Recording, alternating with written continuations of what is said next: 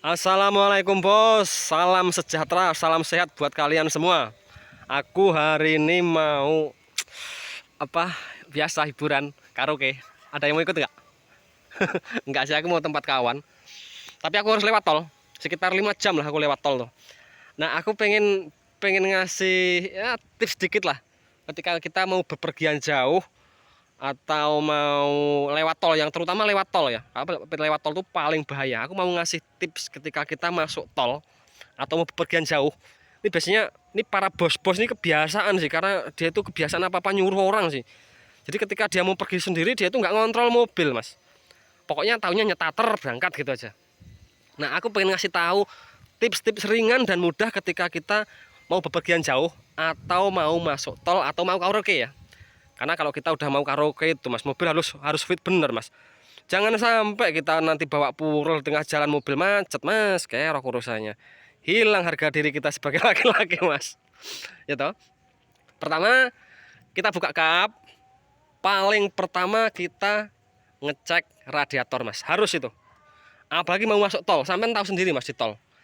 Di tol tuh pom jaraknya jauh-jauh, nggak ada orang jual bensin eceran. Ya toh. Aku aja dulu ya, ceritanya di tol itu eh, air radiatorku tuh habis, jadi ampere panas tuh naik. Ya toh, air radiatorku tuh habis. Nyetop mobil tuh nggak ada mas yang berhenti di tol. Aduh, kalau di tol memang bener. Akhirnya saya harus keluar dari pagar tol tuh, aku cari air di rawa. Nih, makanya pertama harus ngecek air radiator ketika masuk tol. Karena biasanya orang tuh kalau udah di tol berjegas semau-maunya, mesin tekanan tinggi, ya, ampere panas naik, akhirnya kadang-kadang radiator ini bermasalah. Kadang-kadang airnya kurang, akhirnya terus overheat. Aku pernah kayak gitu mas. Makanya buat kalian jangan sampai mengalami pengalaman kayak saya. Aku pernah kayak gitu. Ya, ini dicek, ya toh. Terus ini penampungan air dicek, satu dua ya. Yang kedua cek oli mas. Nih, ngecek oli. Nih cek oli ya. Ini mas. Cek oli seberapa? Nah ini mas, kalau mau ngecek oli sini mas tandanya mas. Ya, nih dilihat ya.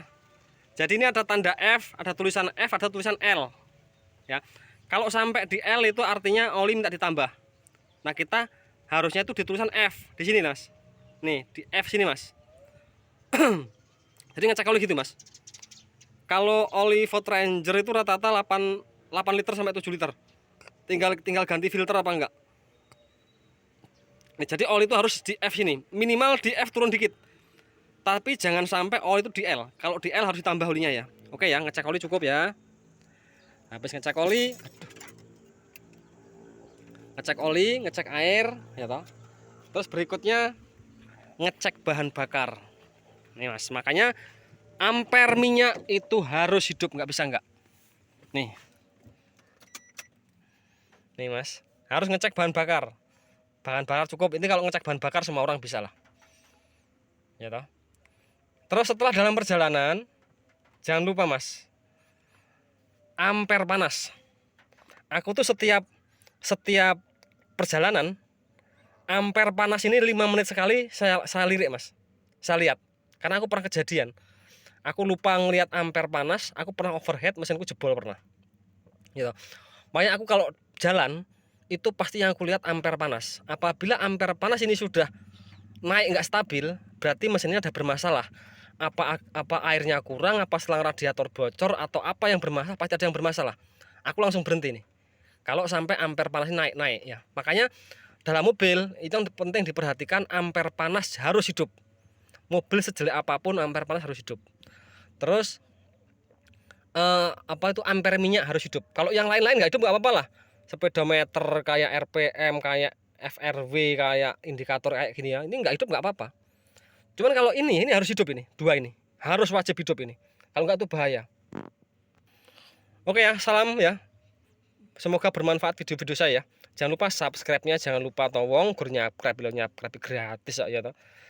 Oke ya, salam double kabin, salam double car dan seluruh Indonesia. I love you.